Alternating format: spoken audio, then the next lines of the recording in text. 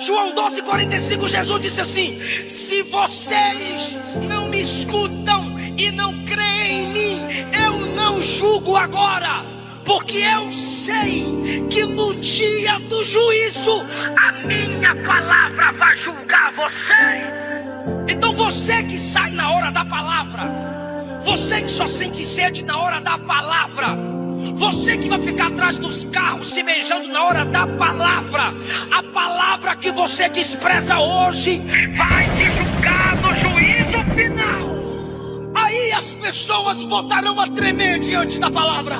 Se você não se dobra diante dessa palavra hoje, ela vai te dobrar nesse dia. Provérbios capítulo 15, versículo 3: os olhos do Senhor estão em todos os lugares, contemplando quem é mau e quem é bom. Papai não viu, pastor não viu, esposa não viu, irmão não viu, mas tu sabe que Jesus